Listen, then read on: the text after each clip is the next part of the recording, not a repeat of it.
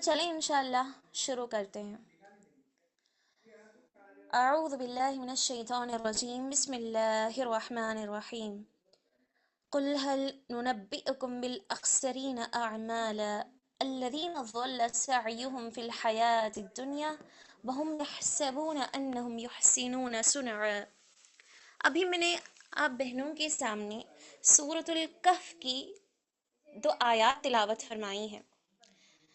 इन आयात का क्या माना और मतलब है और ये आयात किन लोगों के सिलसिले में और किस हालत में नाजिल हुई हैं उनको समझेंगे। अल्लाह सुब्हानहु व तआला ने सूरतुल कहफ की इस आयत में इरशाद फरमाया, कुल ऐ नबी सल्लल्लाहु अलैहि वसल्लम, आप बता दीजिए अपनी कौम को। क्या बता दीजिए? हल नुनब्बिउकुम, ऐ लोगों, क्या मैं तुम्हें उनके बारे में ना बताऊं, उन लोगों की खबर ना दूं, बिल अख्सरीन आमाला, जिनके आमाल गारत हो गए, बर्बाद हो गए, जो आखिरत की ज़िंदगी में जिनके आमाल ज़ाया होने की वजह से वो खसारा उठाने वाले होंगे।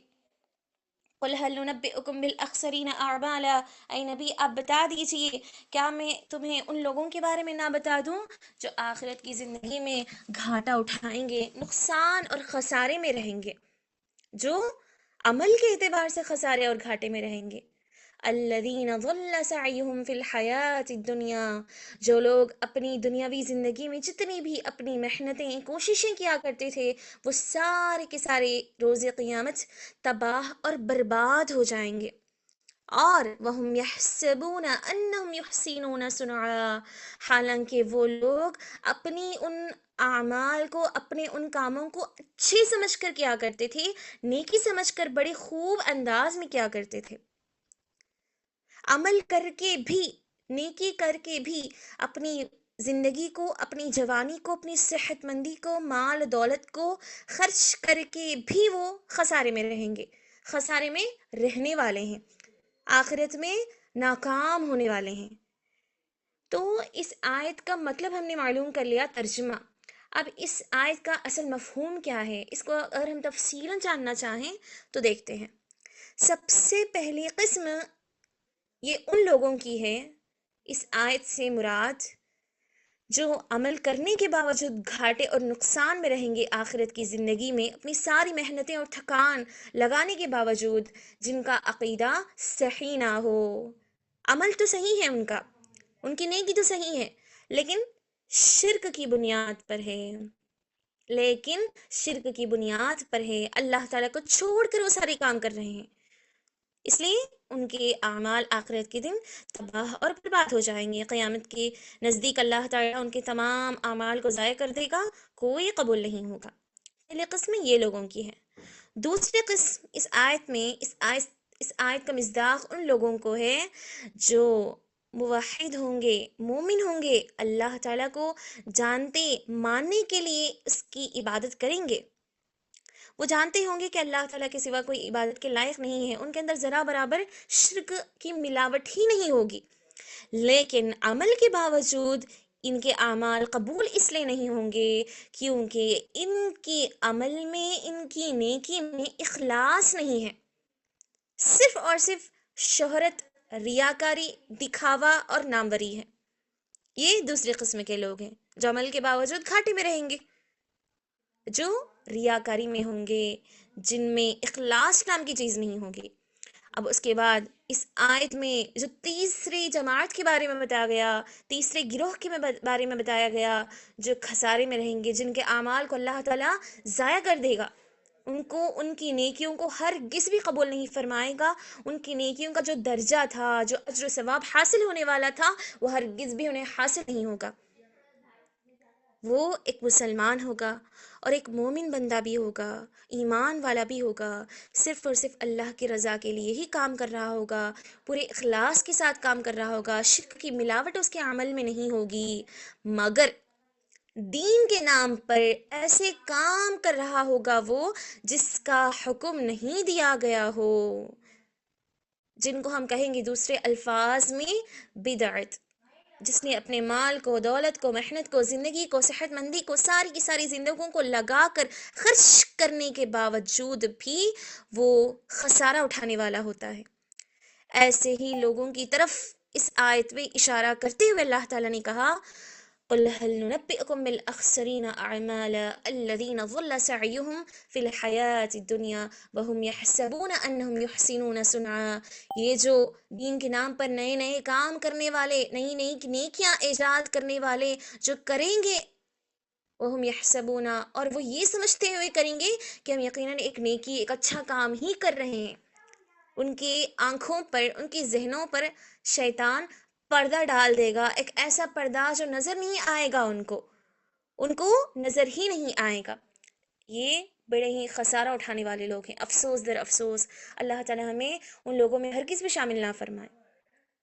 اب دیکھیں میری بہنوں، ان آیات کی تلاوت، ان کا مفہوم میں نے آپ لوگوں کے سامنے پڑھا رکھا. اس کا سبب کیا ہے؟ اس کا سبب یہی ہے کہ ہم اس دور میں، آج کے اس معاشرے میں جتنی بھی بدعات ہیں، ان ساری بدعتوں میں، ان ساری خرافاتوں میں ایک نیا کام جو ایجاد ہو چکا ہے، ایک نیا کام جو نیکی سمجھ کر کیا جاتا ہے، جس کو ہم اچھا سمجھ کر کرتے ہیں، جو بدعت ہی کہلائے گا واقعتاً، اس ایک بدعت پر ہم روشنی ڈالیں گے، اور وہ ہے شعبان اور اس کی بدعتیں، جس کا تعلق شعبان سے ہے. چلیے سب سے پہلے ہم یہ جانتے ہیں کہ شعبان کے بارے میں آخر صحیح احادیث کیا ہیں. قرآن اور حدیث نے شعبان کے بارے میں کیا کیا باتیں بیان فرمائی ہیں، سب سے پہلے ہم ان کو سمجھیں گے، اس کے بعد بدعت کی طرف جائیں گے. ٹھیک ہے، سب سے پہلے شعبان کے سلسلے میں آخر وہ کیا بات ہے. سب سے پہلا نقطہ جو نوٹ کرنے والا ہے، جس کو ذہن میں بٹھا لینا چاہیے، شعبان جب لیا جائے نام، شعبان میں جب ہم داخل ہو جائیں اس مہینے میں، تو سب سے پہلے یہ سمجھ کر داخل ہونا ہے کہ یہ ماہ، یہ مہینہ ایک ایسا مہینہ ہے جو ہمیں ذریعہ دکھاتا ہے، ذریعہ بناتا ہے رمضان تک پہنچانے کے لیے، جو ہمارے لیے ایک بڑا بہترین، مبارک، بابرکت، آسان ذریعہ ہے رمضان تک پہنچنے کے لیے، پہنچانے کے لیے. یہ سب سے اہم فضیلت ہے جو اس مہینے میں آئی ہے. کیوں؟ ظاہر ہے کہ رمضان کے مہینے تک پہنچنے کے لیے شعبان کا مہینہ ہمیں گزرنا پڑتا ہے، اور جب شعبان، رجب شعبان آ جاتے ہیں مہینے، تو ایک مومن بندہ، ایک ایمان والا جو ہمیشہ عبادتوں میں لگا رہتا ہے، اس کا ذہنی اس بات پر منحصر ہوتا ہے، اس کا کام ہی یہ ہوتا ہے، اس کے ارادے ہی یہی ہوتے ہیں، ہر وقت، ہر پل، ہر گھڑی میں کس طرح اپنے رب کو راضی کر لوں. ایسے نیک بندے کو بڑی خوشی محسوس ہوتی ہے، بڑی خوش نصیبی وہ محسوس کرتا ہے، بڑی سعادت مندی اسے حاصل ہوتی ہے، اور بڑا بے چین ہوتا ہے، بڑا انتظار میں رہتا ہے کہ میں کب جو ہے رمضان کے مبارک مہینے میں داخل ہو جاؤں. اس لیے وہ تبھی سے 1 2 3 مہینوں سے وہ تیاری شروع کر دیتا ہے. اس لیے شعبان کا مہینہ رمضان کی تیاری کا مہینہ ہے. اللہ اکبر. اور دوسری اہم بات، دوسری بات، صحیح بات جو شعبان کی فضیلت یا فضائل سمجھیں، فضائل کے سلسلے میں آتی ہے، وہ یہ ہے، صحیح بخاری اور صحیح مسلم، جس کا ہم کہیں گے متفق علیہ کی روایت ہے کہ رسول کریم صلی اللہ علیہ وسلم سے جب پوچھا گیا، کون؟ کس نے پوچھا؟ خود آپ کی زوجہ مطہرہ ام المؤمنین عائشہ صدیقہ رضی اللہ عنہا، جن کے ساتھ اللہ کے نبی نے ایسی زندگی گزاری کہ کثرت سے محبت کیا کرتے تھے، ہر ایک بات کو انہوں نے نوٹ کیا، اور جس کو حدیث کی شکل آج دی گئی ہے کہ عائشہ صدیقہ رضی اللہ عنہا سب سے زیادہ خواتین میں حدیث کو بیان کرنے والی ہیں. تو وہ یہ حدیث بیان کرتی ہیں کہ میں نے نبی صلی اللہ علیہ وسلم سے ایک مرتبہ پوچھ ہی لیا. کیا پوچھ لیا؟ کہ اللہ کے نبی، آپ اس مہینے میں زیادہ سے زیادہ نفلی روزوں کا اہتمام کرتے ہیں، ایسا کیوں؟ اللہ کے نبی نے جواب دیا، وہ اسی لیے کیونکہ ایک ایسا مہینہ ہے جس مہینے میں اللہ تعالیٰ کے دربار میں اعمال پیش کیے جاتے ہیں، بندے کے اعمال پیش کیے جاتے ہیں. اس لیے میں پسند کرتا ہوں کہ میں حالت روزے میں رہوں جب میرے اعمال کو پیش کیا جا رہا ہو. ٹھیک ہے، تو یہ دوسری اہم بات، ایک دوسرا اہم نقطہ جو اس مہینے کے سلسلے میں صحیح حدیث کے مطابق آیا ہے۔ اس کے بعد تیسری بات کو نوٹ کر لیں، عائشہ رضی اللہ عنہا کی حدیث ہے، وہ کہتی ہیں کہ نبی صلی اللہ علیہ وسلم کو میں نے شعبان کے علاوہ، اس مہینے کے علاوہ کسی اور مہینے میں نفلی روزوں کا اہتمام کرتے ہوئے نہیں دیکھا۔ ایک تو ہے رمضان کا مہینہ، اس کو چھوڑ دیں، آپ اس کو حساب سے نکال دیں، کیوں؟ وہ رمضان فرض روزوں کا مہینہ ہے، ٹھیک ہے، ایک مہینہ نکال دیا جائے۔ اب کتنے؟ 11 مہینے باقی ہیں۔ ان سارے 11 مہینوں میں سب سے زیادہ میں نے اللہ کے نبی کو اسی شعبان کے مہینے میں ہی نفلی روزے رکھتے ہوئے دیکھا ہے، نفلی روزے رکھتے ہوئے دیکھا ہے۔ پیارے نبی صلی اللہ علیہ وسلم دیکھیں، پیر اور جمعرات کے روزے کا اہتمام کرتے تھے، چاہے وہ کوئی بھی دن ہو، کوئی بھی ہفتہ ہو، اور کوئی بھی مہینہ ہو۔ ایام 20 کے روزوں کا اہتمام کرتے تھے، جو چاند کی تاریخ کے حساب سے 13، 14 اور 15 کو آتے ہیں۔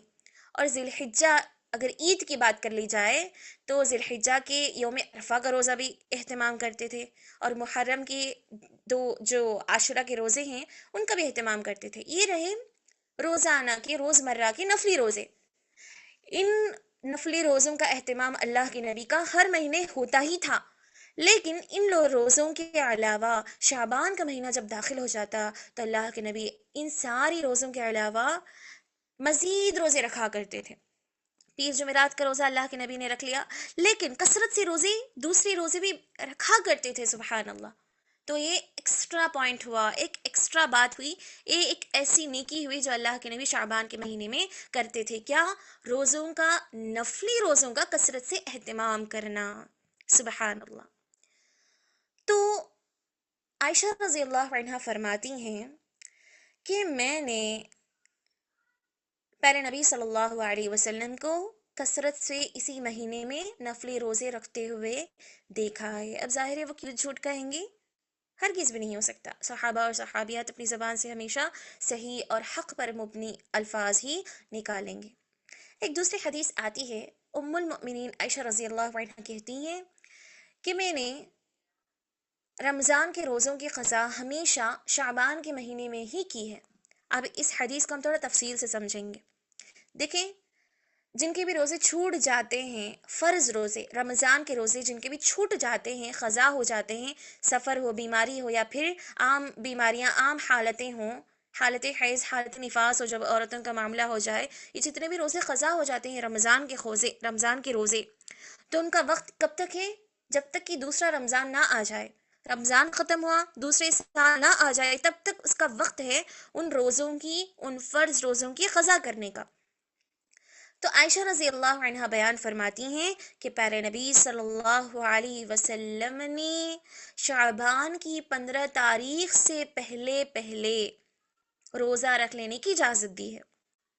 اسی لیے میں، یعنی کہ عائشہ رضی اللہ عنہ، اپنے جتنے بھی رمضان کے روزے چھوٹ جایا کرتے تھے، ان روزوں کی قضا چاہے تو کسی بھی مہینے میں کیا جا سکتا ہے، لیکن عائشہ رضی اللہ عنہ کا یہ معمول تھا، ان کا یہ طریقہ تھا کہ وہ شعبان کے 15 تاریخ سے پہلے پہلے رکھ لیتی تھیں، شعبان کے 15 تاریخ سے پہلے پہلے رکھ لیتی تھیں۔ کیوں؟ اس طرح ایک عبادت، رمضان کی تیاری بھی ہو گئی، ہاں، اسی طرح جو روزے چھوٹ گئے ہیں، جو روزے فرض تھے، جن کا ادا کرنا ضروری ہے، جن کی قضا ضروری ہے، ان کی قضا بھی پوری ہو جاتی ہے۔ اب ایک اہم نقطہ، ایک اور نقطہ یہاں پر نوٹ کرنے والا وہ یہ ہے کہ پیارے نبی صلی اللہ علیہ وسلم نے شعبان کے 15، 14 تاریخ تک ہی روزہ رکھنے کا حکم دیا ہے۔ پیارے نبی صلی اللہ علیہ وسلم نے شعبان کی 15 تاریخ جب لگ جائے، آدھے مہینے تک جب ہم گزر جائیں، تو اس کے بعد سے روزہ رکھنے کو اللہ کے نبی نے منع فرما دیا۔ اس میں حکمت کیا ہے؟ تاکہ بندہ اب بس جتنی نفلی روزے وہ رکھنا چاہتا تھا رکھ لے، لگاتار رکھنا ضروری نہیں کہ شعبان داخل ہو گیا مجھے روزانہ روزے رکھنا ہے، نہیں، جتنی اس کی طاقت ہے اتنی رکھے، یا پھر جو اس کے رمضان کے روزوں کی قضا تھی وہ پوری کر لے، اگر وہ واقعی چاہتا ہے کہ میں بھی نبی صلی اللہ علیہ وسلم کی سنت کو اپناؤں، اللہ کے نبی شعبان میں روزے رکھا کرتے تھے، نفلی روزوں کا کثرت سے اہتمام، تو میں بھی کرنا چاہوں تو میں اس طرح کر سکتی ہوں۔ کیا ہے؟ میں کبھی روزے رکھوں، کبھی چھوڑوں، یا پھر پیر جمعرات کے روزے کا اہتمام کروں، یا پھر جو میرے رمضان کے قضاء تھے وہ ان میں پوری کروں شعبان کے مہینے میں. لیکن یاد رکھنے والی اہم بات یہ ہے کہ آدھے شعبان تک ہی ہمارے پاس وقت ہے. پیارے نبی صلی اللہ علیہ وسلم نے 15 تاریخ سے پہلے پہلے تک روزے رکھنے کا حکم دیا، اس کے بعد منع فرما دیا. صاف حدیث آئی ہے، اور اس میں حکمت، اس میں وجہ بھی یہ ہے تاکہ بندہ رمضان کے لیے جسمانی طور پر اور ساتھ ہی ساتھ ذہنی طور پر بھی مضبوط ہو جائے، تیار ہو جائے ماہ رمضان کے لیے. اب نفلی روزے ہی پورے مہینہ رکھتا رہا تو اب جو روزے اب آنے والے ہیں اگلے مہینے میں جو فرض کر دیے گئے ہیں ان کو بھلا بیٹھے گا، ان کو کھو لے گا وہ بندہ. فرض نمازوں کی نیکی سے محروم ہو جائے گا، اس کے اجر و ثواب سے محروم ہو جائے گا. لہٰذا ایک بہت ہی اہم نکتہ پیارے نبی صلی اللہ علیہ وسلم سے ثابت ہے.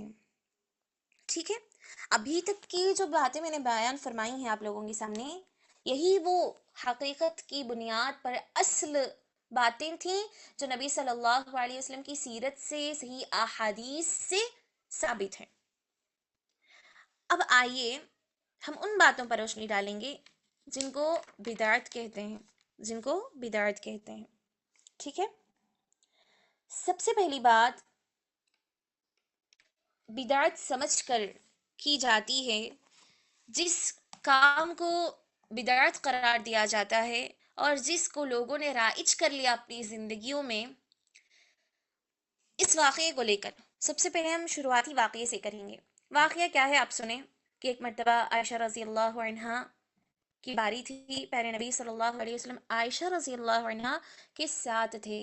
جب رات کو اچانک دیکھتی ہیں اللہ کے نبی موجود نہیں ہیں اپنے بستر پر، تو عائشہ رضی اللہ عنہا فوری باہر نکلیں ان کو تلاش کرنے کے لیے.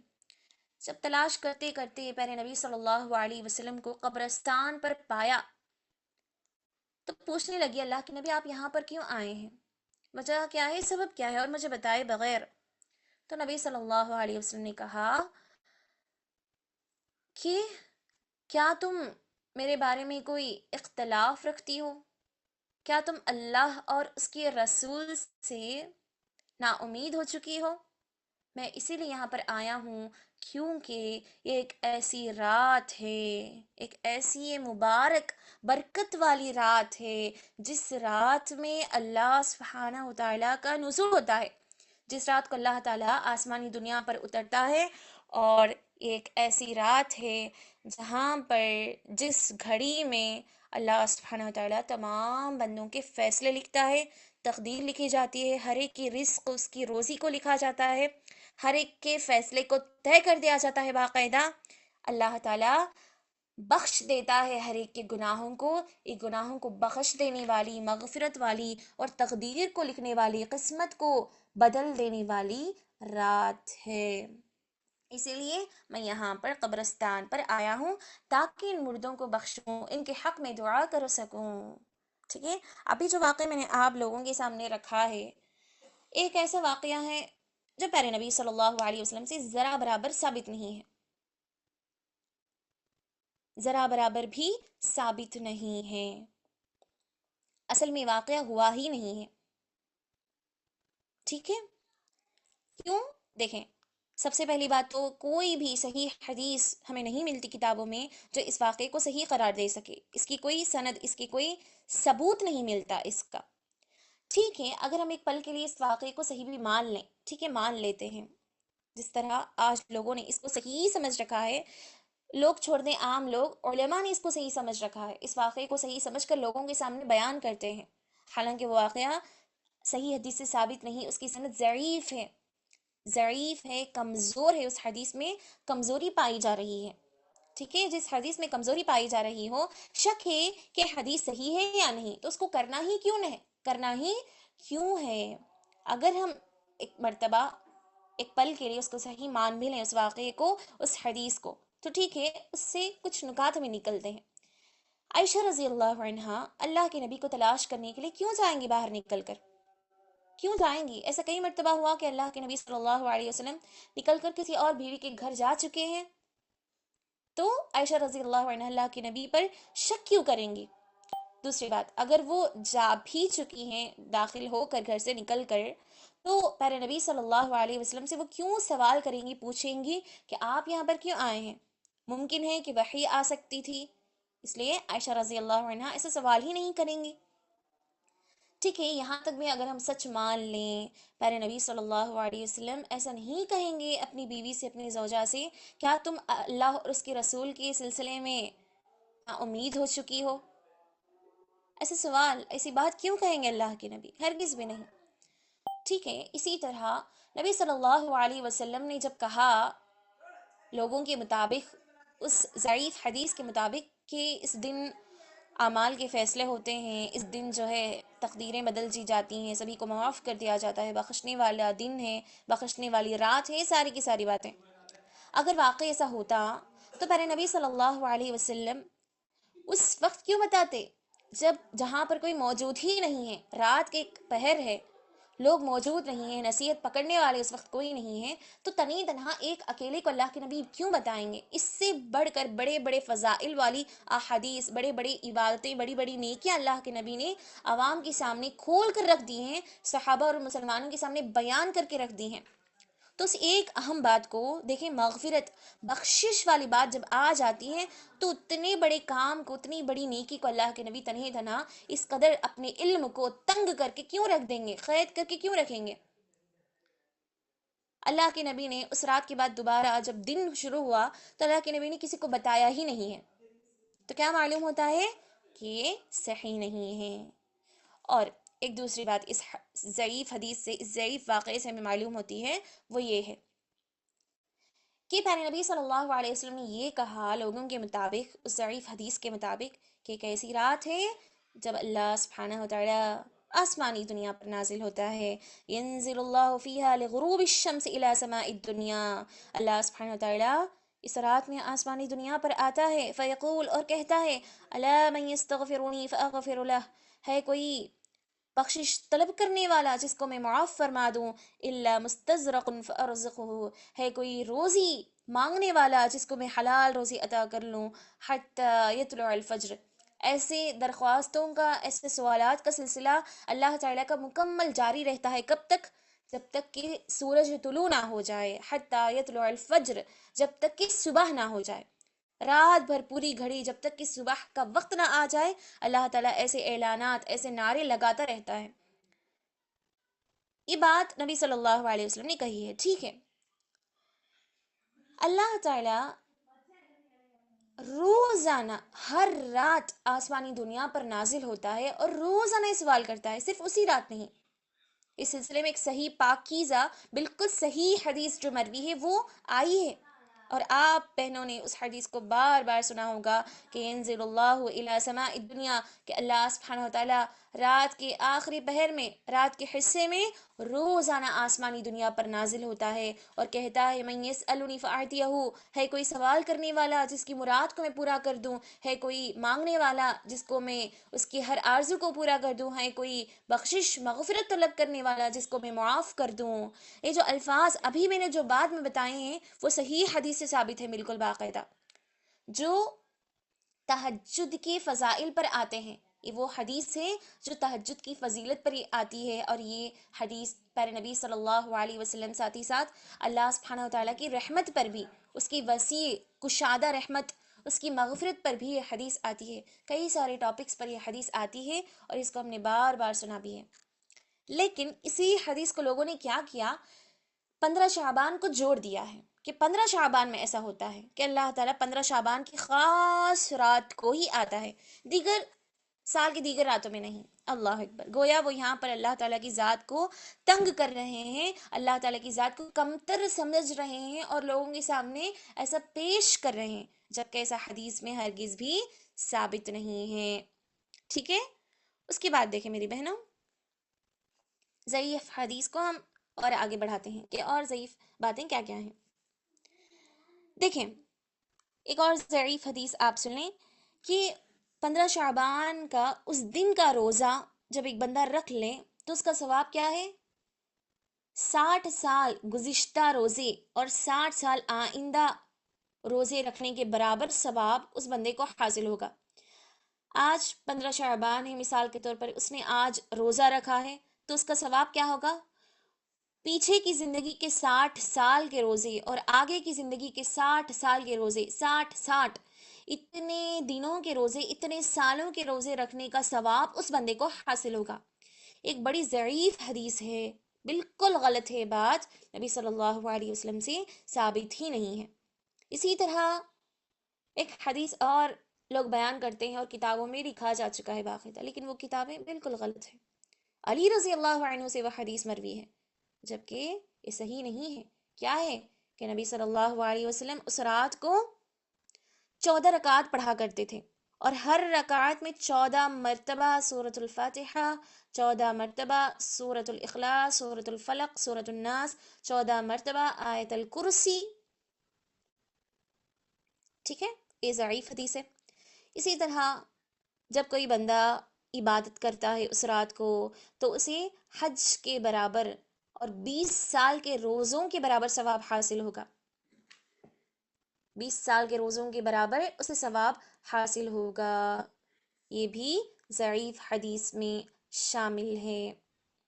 اسی طرح ایک اور ضعیف حدیث آپ لوگوں کے سامنے پیش کروں گی، سن لیں۔ من صلی لیلۃ النصف من شعبان 12 رکعۃ، جو شخص شعبان کی رات 12 رکعت پڑھ لیتا ہے اور ہر رکعت میں 30 مرتبہ 30 ٹائمز سورۃ الاخلاص پڑھتا ہے، تو اللہ سبحانہ وتعالیٰ اس کو اس کی موت سے پہلے پہلے اس کا ٹھکانہ جنت میں بنا دیتا ہے، اور اس بندے کے جتنے بھی گھر والے ہیں ان میں سے 10 گھر والوں کو جو جن کا فیصلہ ہو چکا تھا کہ وہ جہنمی ہے، اللہ تعالیٰ اس بندے کی سفارش کی وجہ سے اس کے گھر والوں کو جو ہے جہنم سے آزاد کر دیتا ہے۔ اللہ اکبر، سفارش کسی کی نہیں ہو سکتی۔ پیارے نبی صلی اللہ علیہ وسلم کو قیامت کے دن سفارش کا حکم دیا جائے گا، اجازت ملے گی، اور وہ بھی لمبی دعا، لمبے سجدے کے بعد اجازت ملے گی۔ اللہ اکبر، ایک عام انسان کے حق میں سفارش ملنا اور وہ کرنا ممکن ہی نہیں ہے۔ ٹھیک ہے، تو اس طرح ضعیف احادیث آئی ہیں۔ اللہ اکبر۔ اسی طرح ایک اہم بات، ضعیف احادیث تو آئی ہیں، ایک اور اہم بات معلوم کرنے کی اس رات کے سلسلے میں وہ یہ ہے کہ لوگ کرتے کیا ہیں۔ لوگوں سے مراد، میری مراد یہاں پر علماء ہیں، وہ علماء جو دین علم کو حاصل کرنے میں بہت پیچھے ہیں، جو صحیح طریقے سے علم حاصل نہیں کرتے۔ ان علماء نے، ان علم جاننے والوں نے ایسی کتابیں بھی لکھی ہیں اور ایسی باتیں بھی اپنی زبان سے کہی ہیں۔ کیا کہا انہوں نے؟ شب برات، سب سے پہلے تو برات کس کو کہا جاتا ہے؟ نجات دینا، شب کے معنی رات، نجات دلانے والی رات، نجات دلانے والی رات، یعنی کہ اللہ کی غیظ و غضب سے، اس کی ناراضگی سے، اس کے غصے سے اور جہنم کی آگ سے۔ اسی لیے اس رات کا نام رکھ دیا گیا ہے شب برات۔ اس نام کو ہی سن کر سمجھ آ رہا ہے کہ یہ نام ہی، اس کا کوئی وجود ہی نہیں ہے، قرآن اور حدیث میں نام ہی نہیں آیا، اس کا کوئی تصور ہی نہیں ہے۔ لوگوں نے نام خود بنا لیا اور اس کے فائدے بھی لوگوں نے خود بنا لیا ہے۔ ٹھیک ہے، اب ہم اسی کو مانتے ہوئے اسی نام کو لے کر چلیں گے۔ شب برات کو کیا کیا لوگوں نے؟ شب قدر، شب قدر کیا ہے؟ جو رمضان میں آتی ہے۔ شب قدر کے قرآن اور حدیث میں جتنے بھی فضائل، جتنے بھی فائدوں کی باتیں آئی ہیں، ان سارے فائدوں کو، ان سارے فضائل کو لوگوں نے شب برات میں جوڑ دیا ہے، شعبان کی 15 تاریخ میں جوڑ دیا ہے۔ ٹھیک ہے، دیکھیں میں دلیل بھی بتاتی ہوں وہ کس طرح۔ لوگ کہتے کیا ہیں کہ وہ رات ہے جس رات فیصلے لکھے جاتے ہیں، جس طرح لوگوں کے آئندہ حالات کے فیصلے لکھے جاتے ہیں، تقدیریں لکھی جاتی ہیں، لوگوں کی روزی روٹی لکھی جاتی ہے، ہر چیز کا فیصلہ ہوتا ہے، عمر میں، زندگی میں اضافہ ہوتا ہے، برکتیں آتی ہیں۔ یہ سارے فائدے، یہ ساری باتیں اصل میں شب قدر کے سلسلے میں ہیں۔ کیا کہا اللہ سبحانہ وتعالیٰ نے اپنی کتاب میں؟ اِنَّا أَنزَلْنَاهُ فِي لَيْلَةٍ مُبَارَكَةٍ، یقیناً ہم نے اس قرآن کو ایک مبارک رات میں نازل کیا ہے، اور اس مبارک رات سے مراد لیلۃ القدر ہے، شب قدر ہے، قدر والی رات ہے جو رمضان میں آتی ہے۔ تو اللہ تعالیٰ نے خاص کر دیا اس رات کو برکت کے لیے، اور صاف بتا دیا خاص کرتے ہوئے کہ یہ برکت والی رات ہے، اس رات میں ہم نے قرآن کو نازل کر دیا ہے، اس لیے یہ مبارک رات ہے، اس رات میں کثرت سے عبادتیں کرو، اس رات میں عام دنوں کے مقابلے میں اس رات کو عبادت کے لیے پکڑ لو، نمازوں کے لیے، نفلی روزوں کے لیے، ہر چیز کے لیے دعاؤں کا کثرت سے اہتمام کرو، ذکر اور اذکار کا، تلاوت قرآن کا، لیلۃ القدر میں، شب قدر میں کثرت سے اہتمام کرو، دیگر دنوں کے، دیگر راتوں کے مقابلے میں اللہ تعالیٰ نے خاص کر کے بتا دیا ہے اس رات کے بارے میں۔ تو اس طرح شب برات کے بارے میں 15 شعبان کے متعلق نہیں بتایا ہرگز بھی، جس طرح یہاں پر خاص کر کے لیلۃ القدر کے بارے میں بتایا گیا۔ اس آیت کے فوری بعد جو آیت آئی ہے اس کو دیکھیں آپ، فیہا یفرق کل امر حکیم، ایک ایسی رات ہے جس میں حکمت کے فیصلے کیے جاتے ہیں، تقدیر کے فیصلے کیے جاتے ہیں، اعمال کے فیصلے کیے جاتے ہیں، قسمت کے فیصلے کیے جاتے ہیں، روزی روٹی کے فیصلے کیے جاتے ہیں انسان کے۔ تو یہ بات بھی سبحان اللہ، اللہ سبحانہ تعالیٰ نے جو کہی ہے اس سے مراد بھی شب قدر ہے، جو رمضان میں آتی ہے، جو لیلۃ القدر کے نام سے جانی جاتی ہے۔ تو یہ جو سارے فضائل ہیں ان لوگوں نے یہاں پر جو ہے 15 شعبان کی رات کو جوڑ دیا ہے۔ ہرگز بھی نہیں، ہرگز بھی نہیں ہو سکتا، یہ ممکن ہی نہیں ہے۔ اگر ہوتا، قرآن اور حدیث میں آیا ہوتا، اس رات کو بھی خاص کر کے بتا دیا گیا ہوتا، تو ہم ضرور عبادت کرتے، تو ہم ضرور عبادتیں کرتے ہیں اس میں بھی، لیکن نہیں، نبی صلی اللہ علیہ وسلم نے اپنی زندگی میں کئی کئی بار شعبان کا مہینہ پایا ہے، 15 تاریخ کو بھی پائی ہے، خصوصاً خاص طور پر 40 سال میں نبوت ملنے کے بعد تو اس مہینے کو جب اللہ کے نبی نے پایا تو ذرا برابر ایسی کوئی نئی بات نہیں آئی کہ ہمیں خاص عبادت سے جوڑ لی جائے، ہرگز بھی ثابت نہیں ہے۔ اسی طرح میری بہنوں ایک اور بات دیکھیں، سورۃ القدر میں جو آیت ہے، مشہور آیت جیسے کہ ہم سبھی جانتی ہیں، تنزل الملائکۃ والروح فیہا، لیلۃ القدر کے بارے میں جو آئی ہے، شب قدر کے بارے میں جو سورت ہی نازل ہو چکی ہے، اس سورت میں اللہ نے کیا کہا؟ تنزل الملائکۃ والروح فیہا، وہ ایک ایسی بابرکت رات ہے جس رات فرشتے اور روح نازل ہوتے ہیں، فرشتے اور روح نازل ہوتے ہیں۔ روح سے مراد کیا ہے؟ روح کا مطلب کیا ہے؟ اللہ تعالیٰ نے یہاں پر روح کا لفظ یہ بڑی استعمال کیوں کیا؟ اگر اس آیت کے نیچے جا کر آپ ترجمہ دیکھیں، تفسیر کی بھی ضرورت نہیں ہے، بس ترجمہ دیکھیں آپ، بریکٹ میں لکھا ہوگا کہ روح سے مراد جبریل علیہ الصلوۃ والسلام ہے۔ اللہ سبحانہ وتعالیٰ نے ان کو وہ فضیلت بخشی ہے تمام فرشتوں پر، چونکہ وہ فرشتوں کے سردار جو ہیں۔ اب وہ کیا کیا لوگوں نے جو علم میں کچے ہیں، پیچھے ہیں، یا پھر ان کا مقصد صرف اور صرف عوام کی اصلاح ہے، اگرچہ اس کا طریقہ غلط ہو، کیا کرتے ہیں وہ لوگ؟ انہوں نے کیا کیا، کتابوں میں ایسا لکھا اور اپنی زبانوں سے بھی آج تک یہ بتاتے آ چکے ہیں کہ وہاں پر روح سے مراد اصل روح ہے، روح سے مراد جو انسان کی جسم میں روح ہوتی ہے وہی روح ہے۔ اگر ہم اس طرح سمجھ لیں اس آیت کو تو معنی دیکھیں، تنزل الملائکۃ والروح فیہا، وہ رات ہے جس میں فرشتے اور روحیں اترتی ہیں، جس میں فرشتے اور روحیں نازل ہوتی ہیں۔ اگر ہم اس کو اپنے طریقے کے مطابق پڑھنا چاہیں، سمجھنا چاہیں تو جیسا بھی ہم اس کو کر سکتے ہیں، لیکن اصل میں وہاں پر روح سے مراد اصلی روح نہیں بلکہ جبرائیل علیہ الصلوۃ والسلام ہے۔ تو اس آیت میں بھی گڑبڑی کر کے لوگوں نے جو ہے اللہ اور اس کے رسول پر ایک ایسا بہتان باندھا جس کی بنیاد پر وہ اپنا ٹھکانہ جہنم میں بنائیں گے۔ پیارے نبی صلی اللہ علیہ وسلم کا ارشاد ہے، من کذب علی متعمدا، جو شخص مجھ پر میرے نام پر جھوٹی باتیں کہتا ہے، جھوٹ بیان کرتا ہے، فَلْيَتَبَوَّأْ مَقْعَدَهُ مِنَ النَّارِ، اسے چاہیے کہ وہ اپنا ٹھکانہ جہنم میں بنا لے۔ ایک تاکیدی وعید، ایک آگاہ اللہ کے نبی نے کر دیا ہے کہ میرے جانے کے بعد ایسا ہرگز بھی نہ کیا جائے۔ اللہ اکبر۔ اب یہاں تک رہیں وہ باتیں جو قرآن اور حدیث سے ہٹ کر کی جاتی ہیں، قرآن کو چھوڑ کر، حدیث کو چھوڑ کر، یہ وہ باتیں میں نے آپ لوگوں کے سامنے بتائی ہیں جن کا ثبوت نہیں ہے، لیکن لوگ بیان کرتے ہیں ان ساری باتوں کو ثبوت بناتے ہوئے، ثبوت بناتے ہوئے بیان کرتے ہیں، اور جن کو قرآن اور صحیح احادیث کا نام دیتے ہیں، نبی صلی اللہ علیہ وسلم کی سنت اور آپ کی زندگی کا ایک حصہ قرار دیتے ہیں۔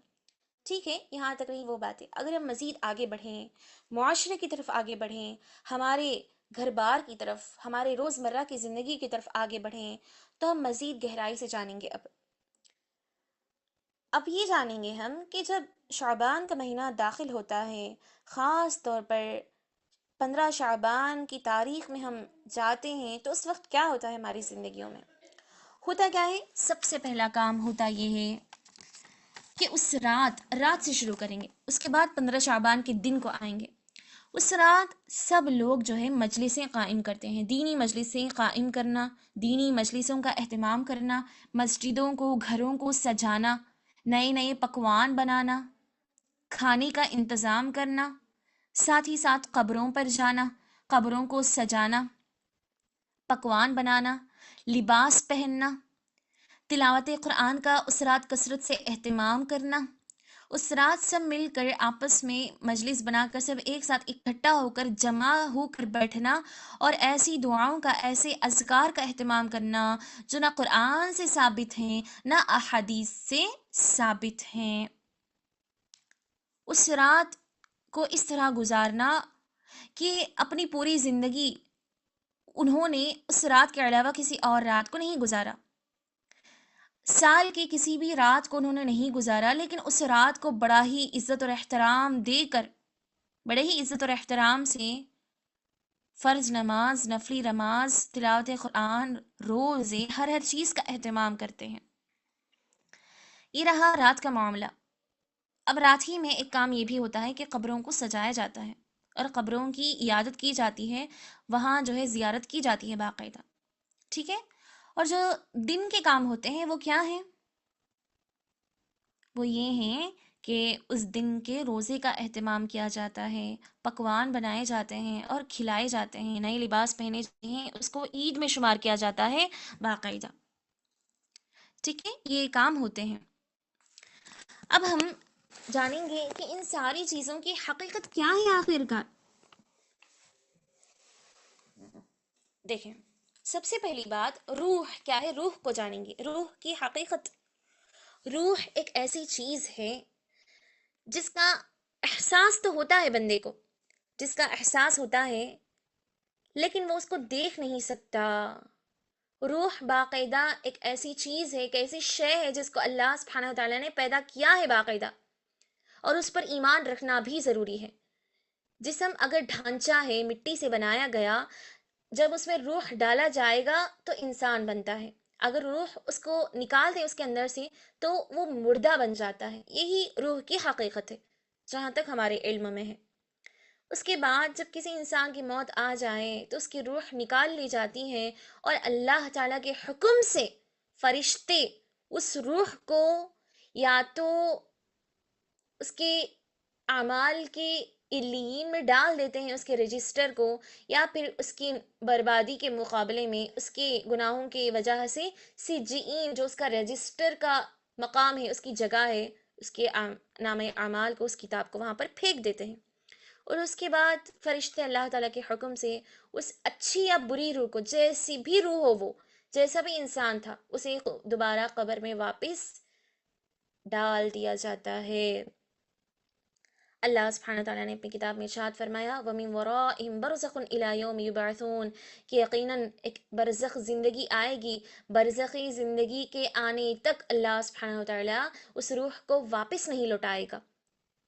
جب موت آ گئی، اس کے بعد سوال جواب کا سلسلہ شروع ہو گیا قبر کی زندگی میں۔ سوال جواب کے حساب سے اسے سزا دی جا رہی ہے قبر میں، یا پھر اس کے ساتھ اچھا معاملہ ہو رہا ہے، تو یہ اچھا یا برا معاملہ یوم قیامت تک ہوگا۔ اب دوبارہ روح واپس پلٹ کر نہ نکلے گی اور نہ کسی اور کے اندر داخل ہوگی، یہ ممکن ہی نہیں ہے۔ یہ رہا روح کا مسئلہ۔ ان ساری باتوں کے علاوہ اگر کسی کو سوال ہے، کسی کو شک ہے کہ روح ہمیں کیوں نظر نہیں آتی، اس کی کیا کیفیت ہے، روح دکھتی کیسی ہے، اور ساتھ ہی ساتھ روح اگر ایک مرتبہ چلی جائے، انسان کے جسم سے نکل جائے، تو پھر قبر میں کیسے داخل ہو سکتی ہے، یہ جو سارے کے سارے سوالات ہیں، ان سوالات کا جواب کیا ہے؟ اللہ سبحانہ وتعالیٰ نے ارشاد فرمایا سورۃ بنی اسرائیل سورہ اسراء کی آیت ہے وَيَسْأَلُونَكَ عَنِ الرُّوحِ، اے نبی صلی اللہ علیہ وسلم، لوگ آپ سے روح کے بارے میں سوال کرتے ہیں کہ ہمیں روح کی تفصیلات بتائیں، روح کیا ہے، دکھتی کیسی، وہ ساری کی ساری تفصیلات بتائیں۔ قل الروح من امر ربی، اے نبی آپ بتا دیجئے، ان کو جواب دے دیجئے کہ روح کا تو مسئلہ میرے رب کو معلوم ہے، روح کے سلسلے میں زیادہ کچھ نہیں جانتا، بس اتنا جتنا میرے رب نے مجھے بتایا ہے، اس کی کیفیت، اس کی حقیقت، اس کی تفصیلات اللہ سبحانہ وتعالی ہی بہتر جانتا ہے۔ وما اوتیتم من العلم الا قلیلا، اور نبی صلی اللہ علیہ وسلم نے کہا کہ مجھے بہت ہی کم علم، بہت ہی کم جانکاری روح کے بارے میں بتا دی گئی ہے۔ ٹھیک ہے، اب دیکھیں روح کے بارے میں ہم نے معلوم کر لیا، لوگ کیا کرتے ہیں پکوان بنا کر، نئی نئی پکوان، اور وہ پکوان جو ان کے محبوبوں کو، ان کے مردوں کو پسند ہیں، ان پکوانوں کو بنا کر باقاعدہ سجا کر رکھتے ہیں، باقاعدہ سجا کر رکھا جاتا ہے اور انتظار کیا جاتا ہے تاکہ وہ روح کھا کر چلی جائے، اس کے بعد اسی پکوان کو یہ خود کھا لیتے ہیں۔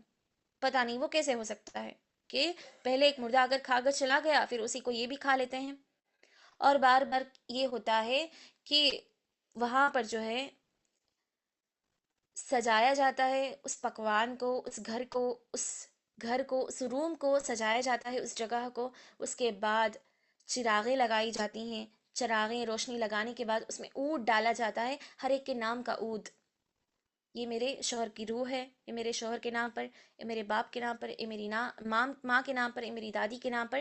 نہ صرف اتنا، بچوں کو بھی بچپن ہی سے ایسی بدعتوں میں شامل کر لیا جاتا ہے، ایسے نئی نئی کاموں میں بچوں کو تو وہ اچھا لگتا ہے، اور بچپن میں جب بچے ایسے نظارے دیکھتے ہیں تو بڑے ہوتے ہوتے انہی کاموں کو سیکھ لیتے ہیں، انہی کو سچا اور اچھا سمجھ لیتے ہیں، اور پوری زندگی کر بیٹھتے ہیں یہ کہتے ہوئے کہ ہمارے باپ داداؤں نے، ہمارے گھر والوں نے، ہمارے ماں باپ نے یہی سکھایا ہے، اس لیے یہ ہم کر رہے ہیں۔ بچوں کو بھی کہا جاتا ہے کہ آؤ اپنی دادی کے نام سے اٹھ ڈالو، اپنے ماں کے نام سے اٹھ ڈالو، اپنے شوہر، اپنے بچے، ہر چیز کے نام سے اٹھ ڈالو، بچوں کو بھی یہ ساری باتیں کہی جاتی ہیں، کروائی جاتی ہیں، سکھائی جاتی ہیں، اور وہاں پر جو ہے بعض چیزیں، بعض دعائیں پڑھی جاتی ہیں جو قرآن اور حدیث سے ثابت نہ ہوں، یہ سارے کام چراغے رکھ کر، اونٹ ڈال کر، بچوں سے ڈلوا کر کچھ چیزیں پڑھی جاتی ہیں، یہ سارے کام ہو جانے کے بعد اس جگہ کو خالی کر دیتے ہیں، چند پل کے لیے دروازہ بند کر دیا جاتا ہے، کیوں؟ تاکہ روح آئے ہمارے دادا کی، ہمارے شوہر کی، اور ان کے پسندیدہ پکوان کو کھا کر جائے۔ اگر یہ واقعی ایسا ہوتا تو اللہ سبحانہ وتعالی مردوں کو کسی نہ کسی طرح جو ہے روزی سے نواز دیتا، ان کو کسی نہ کسی طرح اپنی حکمت، اپنی طاقت سے، اپنی تقدیر سے غذا کا انتظام فرما دیتا باقاعدہ، کہ سال میں صرف اور صرف ایک مرتبہ آپ اس کام کو کریں اور پورا سال نہ کریں، یہ کیسی ناانصافی ہے، یہ بھی بالکل بھی جائز اور درست نہیں ہے۔ اور جو کام لوگ کرتے ہیں کہ ہم ہمارے مردوں کو فائدہ پہنچانا چاہتے ہیں، ہم ان سے بے انتہا محبت کرتے ہیں، ان کی نیکی میں اضافہ ہونے کے لیے ہی، ان کو خوش کرنے کے لیے ہم یہ کام کر رہے ہیں، تو صرف اسی رات کو، آپ اسی دن کو، اسی 15 شعبان کو یہ کیوں کر رہے ہیں؟ کیا پورے سال کے دیگر دن، دیگر مہینے نہیں ہیں آپ کے پاس کہ ان کے نام پر روزانہ صدقہ کریں، ان کے حق میں دعائیں کریں، ان کے حق میں وہ کام کریں جو ان کے لیے بہتر ہو سکتے ہوں؟ سب سے بہتر تو دعا ہے، دعا کو ہلکا سمجھا جاتا ہے، معمولی سمجھا جاتا ہے، دعا کا اہتمام ہی نہیں کیا جاتا، لیکن سال میں ایک مرتبہ ان کے نام پر ایک خوشی کا دن منا لیا جاتا ہے، شاید وہاں پر بھی جو ہے وہ گمراہ ہو رہے ہیں۔ اللہ اکبر، یہ ممکن ہی نہیں ہے کہ وہ واپس آ جائے، ایک مرتبہ چلی جائے تو ہرگز بھی واپس نہیں آتی۔ اللہ اکبر۔ اسی طرح جو لوگ ایسے کام کرتے ہیں انہیں یہ بھی سوچنا چاہیے کہ پہلے نبی صلی اللہ علیہ وسلم کی سفارش، آپ صلی اللہ علیہ وسلم کے ذریعے، آپ کے ہاتھوں آب کوثر، یہ مبارک پانی ہمیں نصیب نہیں ہوگا ان لوگوں کے لیے جو یہ بدعتیں ایجاد کرتے ہیں، جو یہ بدعتیں ایجاد کرتے ہیں، ان کے مطابق اپنی زندگی گزارتے ہیں۔ اگر آپ واقعی اپنے چہیتوں سے محبت کرتے تھے، ان کے حق میں آپ بہتر کرنا چاہتے ہیں، تو قرآن کی تلاوت کرنا ان کے نام پر، ان کے نام پر روزے رکھنا، ان کے نام پر جو ہے یہ فاتحہ کرنا، پکوان جو ہے کھلانا، یہ ساری چیزیں کرنا، پکوان کو سامنے رکھنے سے وہ کیسے آ جائیں گے؟ حاضر نہیں دیں گے، ہرگز بھی ممکن نہیں ہے۔ اگر انسان دین کی ساری باتیں چھوڑ کر عقل سے بھی سوچے تو یہ پاسبل نہیں ہے، یہ ہو ہی نہیں سکتا۔ روح کیسے نکل آئے گی باہر؟ اگر ایسا ہوتا تو کتنا اچھا ہوتا کہ ہر ایک کی روح آ جاتی، ہم سے ملاقات کرتے، ملتے کسی نہ کسی طرح، اور ہمیں کسی نہ کسی طرح وہ اشارہ کر کے جاتے کہ وہ ٹھیک ہے، محفوظ ہیں، اچھے ہیں۔ اگر واقعی وہ ان کے اچھے ہیں، ان کے بارے میں بہتر سوچتے ہیں، ان کے ویل وشر ہیں وہ، تو انہیں کیا کرنا چاہیے؟ ان کے حق میں دعا کریں، ان کے نام پر صدقہ کریں، تھوڑا سا ہی صحیح صدقہ کرے۔ آپ کے پاس 10 روپے ہیں، یہ نہ سمجھیں کہ میں تھوڑا سا صدقہ کر رہی ہوں، کیا ہی اس میں ثواب ہوگا، کیا ہی اس میں ان کو فائدہ حاصل ہوگا؟ ہرگز بھی نہیں۔ آپ خالص نیت سے صدقہ کریں، اللہ تعالیٰ کے راستے میں خرچ کریں، تو اللہ تعالیٰ ضرور اس کو برکت میں مالا مال فرما دے گا۔ آپ کے پاس زیادہ مال ہے تو اس مال کو مسجدوں میں، اداروں میں، یتیموں میں تقسیم کر دیں، وہاں پر اس کا صحیح انتظام فرمائیں، وہاں پر اس کو خرچ کریں، وہاں پر لگائیں آپ کے اس مال کو، اس ارادے سے کہ مجھے بھی ثواب آ جائے، اور انشاءاللہ میرا جو ارادہ ہے کہ میں فلاں کے حق میں بہتر دعا کرنا چاہتی ہوں، فلاں کو قبر کے عذاب سے، جہنم کے عذاب سے بچانا چاہتی ہوں، تو ان کے نام پر تھوڑا صدقہ کر لیتی ہوں، مسجد میں ہو، اداروں میں ہو، مدارس میں ہو، یا پھر یتیم بچوں کے ہو، یا پھر کہیں کہیں بھی۔ لہٰذا ایسے کام کریں، ایسا نہیں کہ بالکل ہی جو ہے لا علمی میں، جہالت میں آ کر ایسے کام کیے جائیں۔ ان ساری باتوں کے علاوہ ایک اور بات، اب کوئی یہ کہے کہ یہ تو نیکی ہی ہے، ہم رات بھر جا کر عبادتیں کرتے ہیں، نماز، روزہ، قرآن، یہ نیکی تو ہے، کوئی برا کام تو نہیں کرتے کہ جس سے آپ روک رہے ہیں، روکا جا رہا ہے ہمیں، اگرچہ قرآن اور حدیث میں نہ بتایا گیا ہو، لیکن اچھا کام تو ہے جو ہم کر رہے ہیں، نیکی تو ہے۔ اور جو دن بھر ہم پکوان بنا کر کھلاتے ہیں ہمارے مردوں کے حق میں، جو ہم بہتر کرنا چاہتے ہیں، وہ ٹھیک ہے، اچھا ہی تو ہے، نیکی تو ہے وہ۔ تو ان لوگوں کے لیے میرا جواب یہ ہے کہ نیکی وہ ہے جس کو قرآن اور حدیث نے بطور دلیل بتا دیا ہو۔ نیکی اسی کو کہا جائے گا جس کو قرآن اور حدیث نے بتایا ہو، صاف کھلم کھلا واقعہ پیش کر دیا ہو، جس کا ذکر، جس کا تذکرہ قرآن اور حدیث میں موجود ہو، اور جس کا بیان، جس کا ذکر، جس کا ثبوت قرآن اور حدیث میں موجود نہ ہو، تو وہ ہرگز بھی نیکی نہیں بن سکتی۔ آپ جتنا بھی اس کو بہتر بنا کر لیں، ہرگز بھی وہ نیکی نہیں ہو سکتی، ہرگز بھی وہ نیکی بن ہی نہیں سکتی۔ آپ اس کو کتنا بھی بہتر اچھا انداز میں اس نیکی کو کر لیں، اس کام کو کر لیں۔ پیارے نبی صلی اللہ علیہ وسلم پر جب وحی نازل ہوتی تھی تو سب سے قریب آپ کی ذات کون تھی؟ آپ کے نزدیک شخصیات، آپ کی صحبت میں رہنے والے آپ کے صحابہ۔ اللہ کے نبی صحابہ کو حکم دیتے کہ روحیں آتی ہیں ہر سال، تم ان کے حق پر یہ کرو، پکوان بناؤ، یہ کھلاؤ، عبادتیں کرو رات بھر جاگ کر۔ نہیں کہا ہرگز بھی۔ ہم سے زیادہ تو فرمانبردار، اطاعت گزار صحابہ تھے، وہ عظیم شخصیات تھیں۔ جب انہوں نے نہیں کیا، ان پر اللہ کے نبی نے یہ حکم پیش نہیں کیا، تو ہم کیا ہی عام بندے کریں گے؟ کیا ہی ہمارے پاس یہ ثبوت ہے؟ یہ کہا جا سکتا ہے، یہ کہیں گے۔ ہاں، جو لوگ بتاتے ہیں وہ ضعیف حدیث بتاتے ہیں، جو کہتے ہیں تو وہ ضعیف حدیث کہتے ہیں۔ شب برات 15 شعبان کے سلسلے میں احادیث موجود ہیں، باقاعدہ عربی متنیں بھی ہیں، عربی میں عبارتیں بھی ہیں، لیکن وہ ضعیف ہیں، کمزور ہیں، غلط احادیث ہیں۔ اس لیے صرف اور صرف حدیث آئی ہے سن کر آپ عمل نہ کر لیں، تحقیق کریں، جانچ پڑتال کریں۔ علم سے دوری بھی ایک ذریعہ ہے، جانکاری حاصل نہ کرنا بھی، جہالت بھی ایک ذریعہ ہے نقصان اٹھانے کا، اپنے آپ کو ہلاکت میں ڈالنے کا۔ اللہ اکبر۔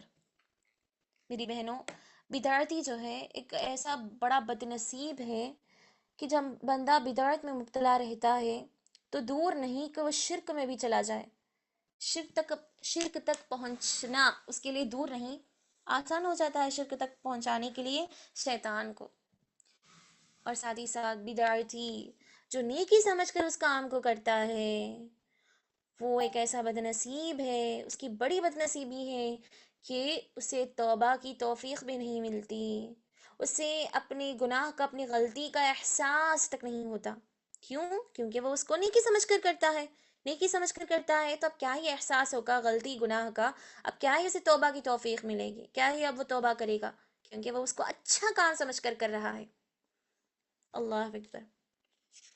سب سے آخر میں یہی بات بتانا چاہوں گی کہ جو لوگ ابھی تک کرتے آ رہے تھے وہ اب سمجھ لیں، ان کے سامنے قرآن اور حدیث کی آیتیں کھول کھول کر بیان کر چکی ہیں، رکھی جا چکی ہیں۔ اب انہیں چاہیے کہ وہ اب اپنا ٹھکانہ یا جنت میں بنانا چاہتے ہیں یا پھر جہنم میں، جس طرح شروعات میں اس آیت کی مصداق ہم نے معلوم کیا تھا، الذین ضل سعیہم فی الحیات الدنیا، کہ جو لوگ اچھا سمجھ کر کام کرتے تھے لیکن آخرت کی زندگی میں ان کی ساری محنتیں ضائع ہو جائیں گی۔ اس آیت کی مصداق جو ہے آپ سمجھیں، اس کا مطلب کیا ہے، اس آیت کا مطلب۔ اسی طرح یہ نہ سمجھیں ہرگز بھی کہ لوگ کیا کہیں گے، ابھی تک ہم کرتے آ رہے تھے تو اچانک سے ہم چھوڑ دیں گے تو گھر والے کیا سمجھیں گے، خاندان قبیلے والے کیا کہیں گے، رشتہ دار کیا سمجھیں گے، یا پھر ہمارا جو شوق، ہماری جو خواہش تھی ہر سال کرتے تھے اس سال نہ کریں تو ہمیں اچھا نہیں لگتا، کچھ ادھورا پن محسوس ہوتا ہے۔ اس دن کو ہم خالی رکھتے ہیں، اس دن کو، اس رات کو ہم کچھ نہ کریں عبادتیں جو ہم ہر سال کرتے تھے پکوان بنا کر، اب وہ اچھا نہیں لگتا، ہمیں ویسا محسوس نہیں ہوتا۔ ہر سال ہمارے مردے روحیں آتی تھیں، اب نہیں آئیں گے، افسوس، غم زدہ ہونا۔ اسی طرح سنتوں کو نہ جاننا، سنتوں کو نہ سمجھنا، سنتوں سے کون سا دوری اختیار کرنا، یہ سارے وہ نتیجے ہیں جو نتائج ہمیں قیامت کے دن جہنم تک پہنچائیں گے۔ بندہ قرآن کی تلاوت تو کرتا ہے لیکن صحیح سمجھ اس کی حاصل نہیں کرتا، نمازیں نہیں پڑھتا، تہجد کا اہتمام نہیں کرتا، دعاؤں کا تو اہتمام ہی نہیں کرتا، رو رو کر گڑ گڑا کر ہمیشہ ہر پل روزانہ اللہ کے سامنے دعا کرنا ہے، دین کی سمجھ حاصل کرنے کی دعا کرنی ہے، اپنی زبان کو اللہ تعالیٰ کے ذکر میں لگانا ہے، اپنی صحبتیں نیک لوگوں کے ساتھ رکھنی ہے، اپنی صحبتوں کو نیک لوگوں کے ساتھ رکھنی ہے، علم کو سمجھنا۔ بندے کو چاہیے کہ میں کسی نہ کسی طرح فلاں نیکی کس طرح کرنی ہے، اس عبادت کا کیا طریقہ ہے، اس کے کیا فائدے ہیں، اس کے کیا نقصانات ہیں، یہ جو ساری جانکاریاں ہیں وہ دین کی جانکاری حاصل کرنے کا شوق، محبت جس کے اندر پیدا ہو، یہ اسی وقت ممکن ہے جب وہ اللہ تعالیٰ کی ذات سے محبت کرے۔ ان ساری چیزوں سے دوری ہے، اسی لیے ایک بندہ جو ہے بدعتوں کو اچھا ہی سمجھتا ہے، اسے کہو کو دور ہو جاؤ تو نہیں سنتا، سمجھتا نہیں ہے، اس لیے وہ گناہوں کے ساتھ ساتھ بدعتوں میں بھی مبتلا ہو رہا ہے۔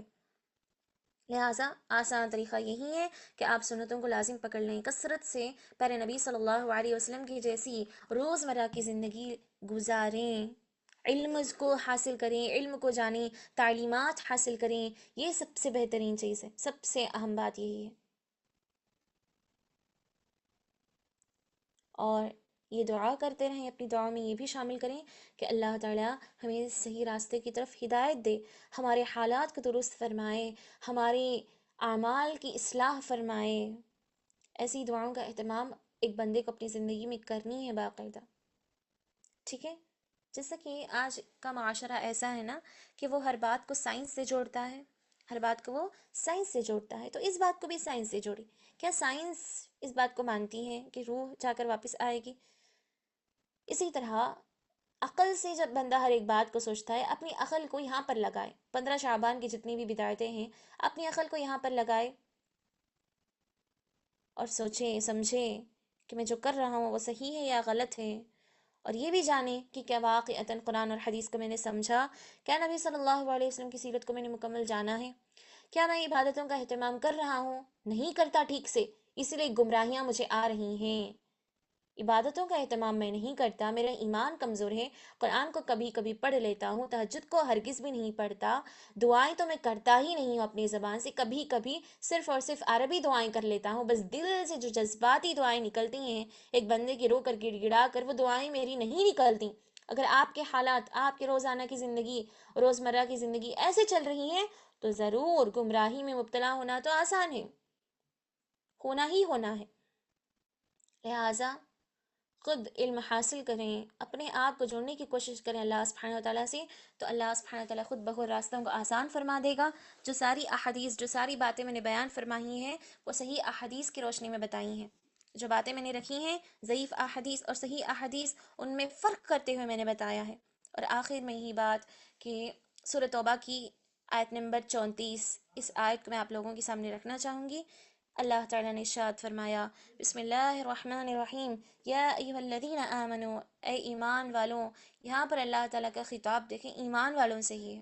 اللہ نے کہا اے لوگ جو ایمان لائے ہو، ان کثیرا من الاحبار والرہبان، بہت سارے علم رکھنے والے، جاننے والے، لَيَأْكُلُونَ أَمْوَالَ النَّاسِ بِالْبَاطِلِ، لوگوں کا مال ناحق کھا لیتے ہیں، لوگوں کا مال ناحق کھا لیتے ہیں، مطلب غلط باتیں بیان کر کے، ان کو گمراہ کر کے ان کا مال لوگوں کا کھا لیتے ہیں۔ کون لوگ؟ من الاحبار والرہبان، جو بظاہر اپنے آپ کو علم والے دکھاتے ہیں، غلط غلط باتیں بیان کر کے انہیں گمراہ کر کے ان کا مال لوٹ کر کھا لیتے ہیں۔ وَيَصُدُّونَ عَن سَبِيلِ اللَّهِ، اور لوگوں کو اللہ تعالیٰ کے راستے سے بھٹکا دیتے ہیں، دور کر دیتے ہیں۔ کیا ہمارے درمیان ایسے لوگ بھی موجود ہیں؟ اب ایک بندے کو سوچنا ہے کہ کیا ایسا ہو سکتا ہے کہ کوئی مجھے گمراہ کر رہا ہے، میں جس کو سنتا ہوں یا پھر میں جس کو پڑھتا ہوں، جن کتابوں کو میں پڑھ رہا ہوں، یا پھر میرے پاس کوئی ہے ہی نہیں، کسی کی صحبت ہی نہیں ہے میرے پاس کہ کسی اچھے عالم کو میں پکڑوں۔ عالم بھی ضرورت نہیں ہے، کسی اچھی صحبت کی میرے پاس، کسی اچھے کی صحبت ہے میرے پاس جو مجھے اچھی نصیحتیں کرتا رہے یا کرتی رہے، جس کے پاس قرآن کا علم ہو، جو عالم ہو، جو حافظ قرآن ہو، جو کم از کم تھوڑی بہت جانکاریاں جانتی ہو، قرآن اور حدیث کی معلومات ہو۔ ایسی صحبتیں ہیں میرے پاس۔ اب ایک بندے کو سوچنی چاہیے، ٹھیک ہے؟ المرء علی دین اخیہ، پہلے نبی صلی اللہ علیہ وسلم نے کہا ایک آدمی اپنے دوست کے دین پر ہوتا ہے۔ اس کے دوست کو دیکھ لو کہ وہ کیسا چلتا پھرتا ہے، اس کی روزمرہ کی عادتیں کیسی ہیں، تو تم معلوم کر لو گے کہ یہ بھی ایسا ہی ہے، اپنے دوست کی صحبت میں رہ کر یہ بھی ایسا ہی ہے۔ اس لیے دوستی بڑی بہترین کردار نبھاتی ہے۔ دوستی سے مطلب میرا صرف دوستی نہیں، اچھی صحبتیں ہیں، اچھی صحبتیں، اچھی دوستیوں کو پکڑنا، یہ ایک ایسا کردار، ایک اہم رول پلے کرتا ہے انسان کی زندگی میں کہ اس کی زندگی بدل سکتی ہے، چاہے اچھی میں، اچھائی میں، یا پھر برائی میں مبتلا کر سکتی ہے اس کو۔ لہٰذا آپ دیکھیں شعبان کے متعلق، ابھی شعبان شروع بھی نہیں ہوا لیکن میں نے ابھی بیان کر دیا اس ٹاپک کو، کیوں؟ تاکہ آپ ذہنی اعتبار سے تیار ہو جائیں، ذہنی اعتبار سے آپ پلاننگ کریں، سوچیں سمجھیں اس وقت تک، جب تک کہ شعبان نہ آئے، اس کی 15 تاریخ نہ آئے، کہ کیا یہ باتیں صحیح ہیں۔ آپ ذہنی اعتبار سے ابھی سے اس کی تیاری کر لیں، اسی لیے وہ مہینہ آنے سے پہلے ہم نے اس ٹاپک کو آپ کے سامنے رکھ دیا، نہ کہ مہینہ آ جانے کے بعد، ہم اس مہینے میں داخل ہو جانے کے بعد، 15 شعبان میں آ جانے کے بعد، یا پھر اس کے بعد نہیں، ہم نے پہلے ہی بتا دیا ہے۔ کیوں؟ ہم اللہ تعالیٰ کی طرف سے ایک ذریعہ ہے، سمجھیں۔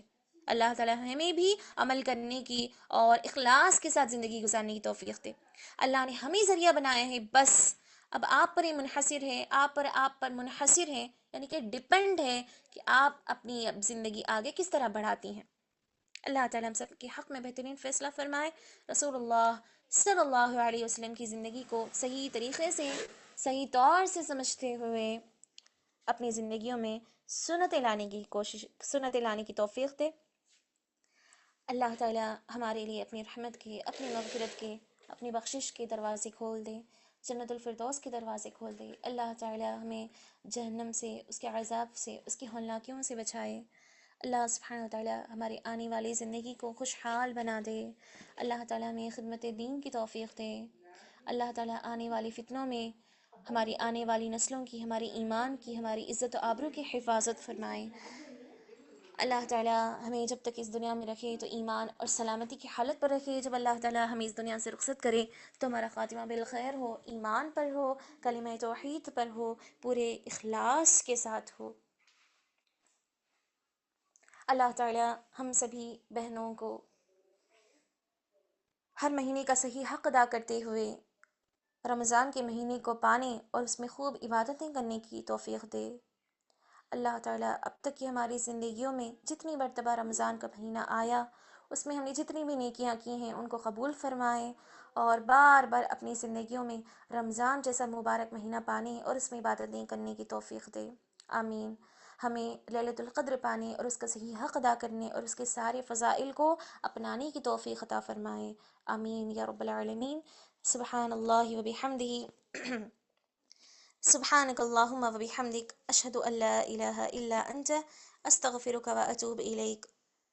السلام عليكم ورحمة الله وبركاته.